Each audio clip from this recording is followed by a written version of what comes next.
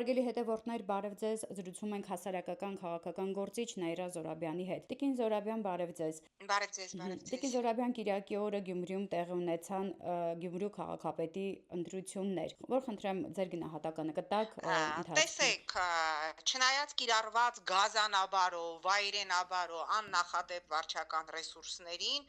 որովհետև եւ գործի դրված ընտրախախտումներին եւ ընտրակեղծիքներին, ինչի մասին մամուլը բազմիցս ահազանգեց եւ տարբեր իրավապաշտպաններ խոսեցին, խոսքը թե ջավախքահայերի գրանցումների մասին է, որը կազմակերպել է ըստ տարբեր իրավապաշտպանների եւ մամուլի հրապարակումների բոլոր իշխանություններին մշտապես ծառայող Սովրանոյի Արման Սահակյանը, որը բնականաբար ժամանակը գալու է եւ պատասխան տալու է տարբեր դրամային փոխանցումներին, որը ըստ լրատվամիջոցների կազմակերպել էր այս իշխանությունների հիմնական ֆինանսական բոճկաներից մեկը Վիվարոյի Վիգենը եւ ըստ հրապարակումների մամուլի եւ լրատվամիջոցների փակվել են Գյումրիի այն մարդկանց հաշիվները, ովքեր տարբեր ինտերնետ եւ շահումով խաղերի տոտալիզատորների գերին էին եւ պարտքեր էին կուտակել։ Մենք լսեցինք նաեւ Վարդան Ղուկասյանի հայտարարությունը 3600-ից ավել կեղծված քվեի մասին, հուսամ այս հայտարարությունը իրավական ընթացք կունենա։ Այսինքն ինչ հնարավոր էր արել են։ Civilnet-ը հրապարակեց, թե միայն քարոզչության, միայն պաստառների, միայն ֆեյքերի գվարդիա պահելու համար քանի 100,000-ավոր դոլարներ են ծախսվել, բայց անգամ այս իրավիճակում չկարողացավ իշխանությունը, չկարողացավ ԿՊ-ն սաղացնել իրենց սարիկին,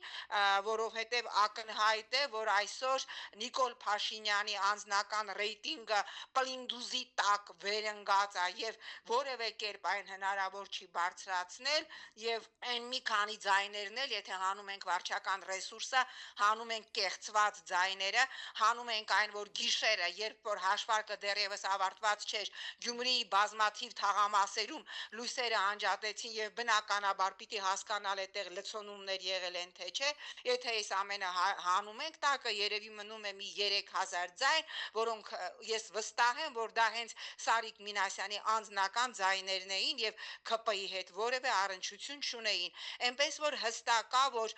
Գյումրին, որտեղից 18 թվականի հենց այդ օրը, մարտի 31-ին Նիկոլը սկսեց Չալոյի հետ իր կործանարար քայլերթը կործանելու Արցախը եւ Հայաստանը, այդ Գյումրին ամսի 30-ին տվեց իր քվեն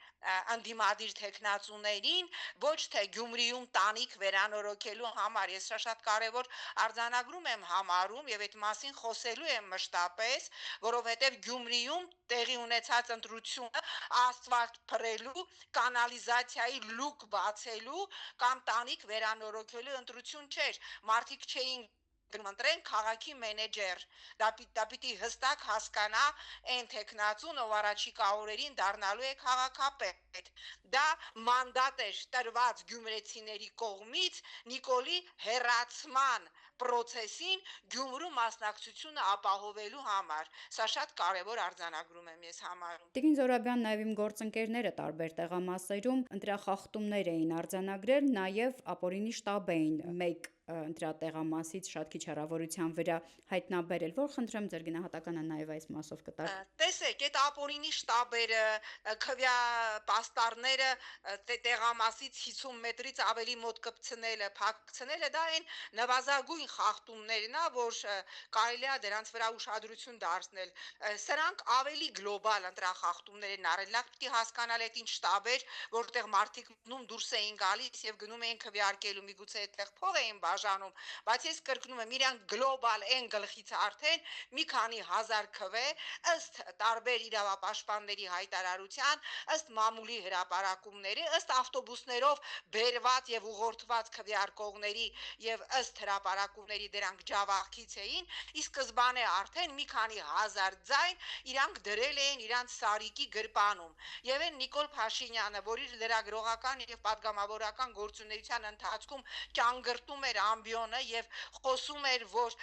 ընտրակեղծիկ անողը դա դարի հանցագործն է Գյումրիում եւ բոլոր բնակավայրերում, որտեղ հիմա իրանք փորձում են իրանց վերարտադրությունը ապահովել, հիշենք թե նաեւ Ալավերդիում ինչ արեցին, հա, եւ Վանաձորում ինչ արեցին, ինչպես ընտրված քաղաքապետ Մամիկոն Ասլանյանին կալանավորեցին այն պարզ պատճառով, որ մարդուն ընտրել էին համայնքապետ եւ մարդը հրաժարվեց դառնալ ԿՊ-ական, այսինքն ընդունել ԿՊ-ի խաչը։ Սա է խնդիրը, որ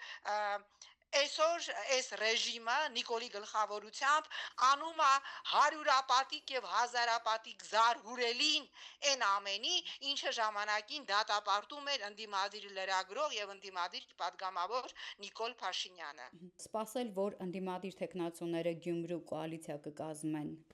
Տեսեք, վստահ եմ, այո, իհարկե մի քիչ բոլորը անակնկալի եկան, որ ինչի 3 այդ մասին Մարտուն Գրիգորյանը չհայտարարեց, բայց ես ավելի քան վստահ եմ, որ առաջիկա րոպեների, հա, ընթացքում ժամերի թեկուզ Մարտունը անպայմանորեն այսօր կհայտարարի, որ միանում է ընդդիմադիր բոլոր տեխնացուներին, որպիսի ԿՊ-ն Գյումրիում քաղաքապետ չունենա, բայց ես նորից ուզում եմ արձանագրել, այդ միացումը եւ ընդդիմության քաղաքապետ ունենալը, ընդդիմության քաղաքապետը անպայմանորեն պիտի հայտարարի այն, ինչ հայտարարում էին այս ընթացքում Քարոզ Արշավի բոլոր ընդդիմադիր տեխնացուները, նույն Վարդան Ղուկասյանը, ով հայտարարում էր, որ այս իշխանությունները թուրք են եւ ինքը թուրքի հետ չի համագործակցելու, ով հայտարարում էր, որ ինքը մանդատ է ուզում այս իշխանությունների դեմ պայքարելու համար, եւ եթե պարզվի, որ մանդատ ընդամենը ուզում էին Գյումրում տանիքներ վերանորոգելու կամ ասֆալտ գցելու համար, ես կարծում եմ այստեղ իրենք խնդիր են ունենալու գյումրեցիների հետ, որտեղ կրկնում եմ, ինձնից ավելի լավ շատ քիչ մարդ կա, որ գիտի Գյումրիում արկա տրամադրությունները եւ ես պնդում եմ, ոչ մի գյումրեցի ասֆալտ փռելու կամ տանիք վերանորոգելու մանդատ չի տվել։ Այդ մանդատը եղել է ընդդեմ Նիկոլի, եղել է մերժում ենք Նիկոլին։ Ահա այդ մանդատն է եղել։ Տիկին Զորաբյան ակնկալել, որ Գյումրու ընդդիմադիր տեխնացուի անցման դեպքում նաև Փարաքյարում ունենք ընդդիմության արդեն նոր ղեկավար, իշխանությունները Մամիկոն Ասլանյանի նույն ճակատագրին մի որոշ ժամանակահատված որևէ պատճառաբանությամբ չեն հասցնի։ Իհարկե անելու են, բայց ես կարծում եմ այդ մասին խոսել են, որ իրանք ինչ որ մի պահի, եթե չկարողանան համոզել, որ Վարդան Ղուկասյանը սկսի աշխատել ԿՊ-ի օգտին, նրանք Վարդան Ղուկասյանին կալանավորելու են, բայց Վարդան Ղուկասյանը երբ որ մտնում էր եւ մյուս ընդդիմադիրները, որ մտնում են նման առաքելության տակ, իրանք պիտի հստակ հաշվարկեն, որ իդեմս Նիկոլի գործ ունեն մի մարդու հետ, ով իր իշխանությունը պահելու համար ամեն ինչ անելու է։ Ես ասել եմ եւ կրկնում եմ, եթե կա ինչ որ մի պահ, որ իր իշխանությունը պահելու համար Նիկոլին պետք լինի հանրապետության հրապարակում խարույկ վառել եւ բոլոր ԽՊ-ականներին խաշլամա անել, ինքը դա էլ է անելու, միայն 1 օր ավել, 1 ժամ ավել, 1 ակնթարթ ավել իր իշխանությունը պահելու համար։ Այնպես որ կարծում եմ Վարդան Ղուկասյանը, ով կարծում եմ առաջիկայում կստանձնի Գյումրու քաղաքապետի պաշտոնը, պիտի վստահ լինի, որ կամ իրեն փորձելու են ահաբեկել, կամ իրեն փորձելու են, հա, տարբեր քրեական գործերով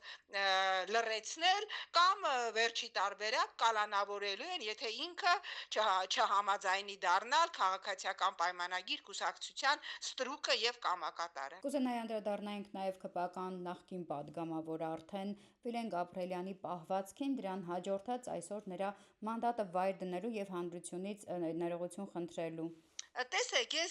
ինձ համար ես նայում եմ մամուլում, նաև իմ տարբեր գործընկերներ ինչ որ տենց հերոսականություն են ուզում տեսնել այդ ամենի մեջ, որ պիտի դա նույնը աներ նաև Ալեն Սիմոնյանը, ով թքեց քաղաքացու վրա եւ դա որևէ հետևանք չունեցավ, նույնը պիտի աներ Անդրանիկ Քոչարյանը, գիտեք, այս մարդիկ նույն հանցավոր ռեժիմի բոլտերն են, թե մի հատ Պուճուրիկ դետալ, Պուճուրիկ շուրուպ, ինչպես Վիգեն Գաբրելյանն կամ Հովիկ Աղազարյանն էր, կամ Անդրանիկ Քոչարյանն, ինչ կանի թե չի անի, այս ամբողջ համայնապատկերի մեջ շատ ծիծաղելի է։ Մենք այսօր մի խնդիր ունենք. պիտի հեռանա Նիկոլը եւ իր